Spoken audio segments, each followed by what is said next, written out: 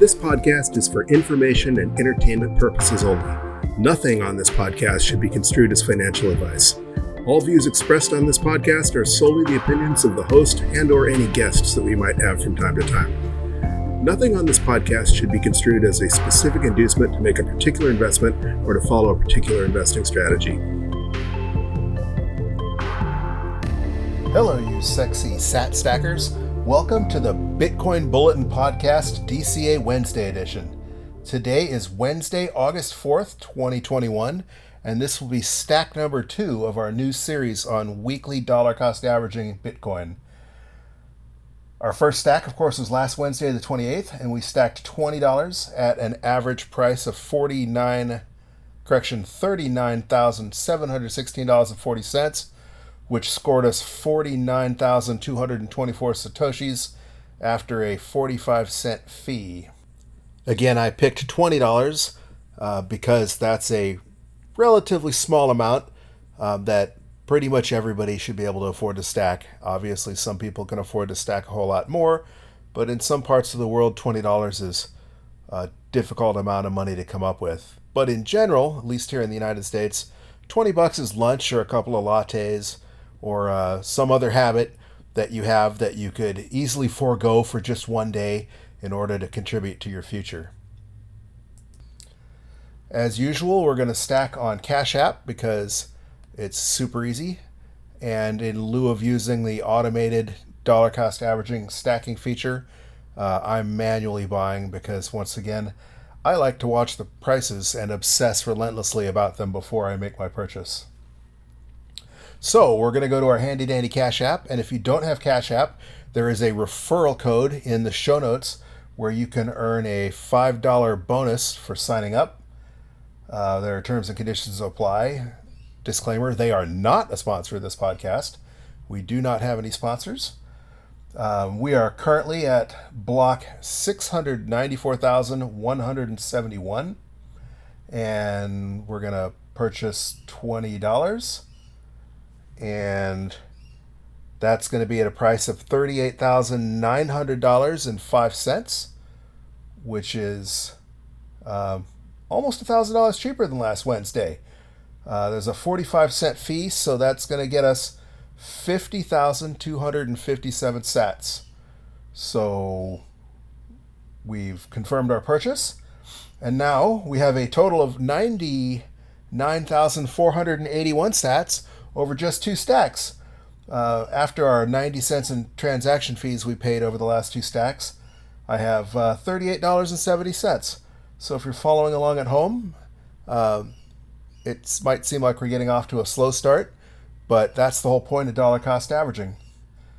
Also, we have a thunderstorm going on outside, and apparently there's a bird chirping relentlessly. I don't know if you can hear it, but if you hear a screeching noise, that would be a parrot somewhere that is seeking attention. All right. So again, the whole point of dollar cost averaging is that they say time in the markets beats timing the markets, and it'll probably take a while before you can see that, the results of that, especially since many of us believe we're still in a post-halving bull run. So as price goes up and then comes back down in the short term, things might look prettier, or maybe they'll look uglier. But again, we intend to do this every Wednesday until either you stop listening or we're all filthy rich. Just kidding. Again, this is not investment advice. This is just me documenting my experiment with what is one of the most popular forms and most tried and true forms of investing according to everything I've read, the dollar cost average. Hey, and if you dollar cost averaging along with me, you not only DCA'd, but you also BTFD'd, because the price has bounced recently from a low of about 29,000 just a week or so ago to a high of about 42,000 before they had a little bit of a minor correction to our current price range of approximately $38,900. All right. A little bit of news. Since the last time we spoke, Bitcoin had a 6% difficulty adjustment. That would seem to evidence that the dreaded miner crackdown in China is beginning to wane, as at least some of that hash power is coming back online. Currently, we're also scheduled for a projected increase of 4.5%, another difficulty increase in about 9 days. So it won't be too long before we're back to a new difficulty all-time high if things keep trending this way. It was interesting to see that at least some of those miners are relocating to Texas and Wyoming here in the United States, although apparently a lot of them simply got loaded up in the back of trucks and crossed over into Central Asia, where electricity is fairly cheap and they don't have the building codes and stringent requirements that we have here, so they could get up and running a lot faster, as opposed to some of the United States mines that might not be online for a couple of more months. If you are like me and a lot of people, you are anxiously staring at the stock to flow charts popularized by infamous Twitter tweeter Plan B. He's been relatively quiet, which some might attribute to the fact that the Bitcoin price has been trending the bottom of his model. Although he did say a couple weeks ago that sailing season had begun and he was going to be out to sea, and you wouldn't hear from him again until August. He did post a couple of posts fairly recently, including August 1st, just 3 days ago, when he said that, quote, the realized cap is rising again, and calling the Bitcoin bounce, quote, like clockwork. His sentiment was echoed by rising Bitcoin young buck Will Clemente, who Plan B actually retweeted as saying, quote, historically speaking, following each touch of this lower stock to flow deflection trend line, Bitcoin has gone on a absolute tear. So that remains to be seen, but we did bounce quite a bit from just a couple of days ago. It seems like when people were calling for 20,000, some people were even predicting a Bitcoin price of 15K. The other major news out there is basically what I'd like to call this complete bullshit infrastructure bill. Regardless of what you think politically, regardless of how you vote, when most people hear the term infrastructure, they think of repairing our crumbling roads and bridges that we've heard so much about in the news over the last couple years.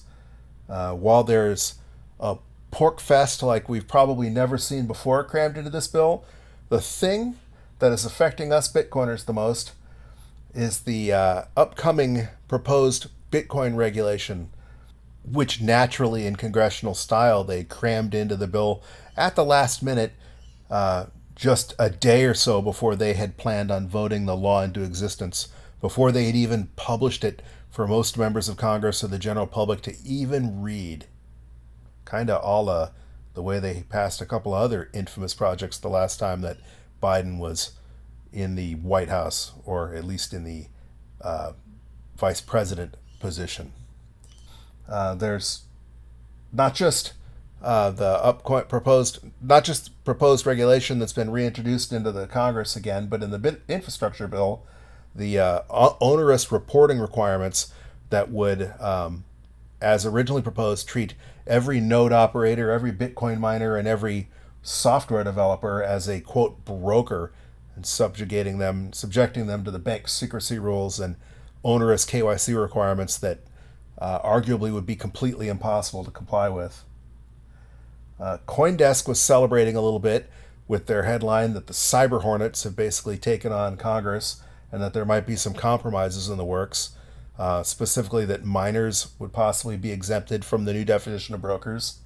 But this is a pet peeve of mine, because we always hear from politicians like the late John McCain and other mushy moderates who say things like, we need to have a national conversation, or we need to be reasonable, or compromise. Well, reasonable regulation is always a lie. When it comes to our government, and like most governments, man, you give them an inch and they're going to come for a mile. As soon as the ink dries, you can guarantee that they're going to be coming for even more Bitcoin regulation. The only way to deal with is just to say no to their bullshit. You lose the battle the minute you start playing by their game. I've seen this before in other lines of work. I've represented employees in a previous life in our labor organization where in this case, the city government would want to come to you and say, hey, we want to work with you. We're proposing this really horrible increase in costs to our employees or decrease in benefits. But if you just sit down with us and agree to take maybe half of the medicine that we're proposing, then we'll all win and we'll all have just been, we'll all be just a little better. It's a give and take, a win-win situation for both of us, which was always a load of crap.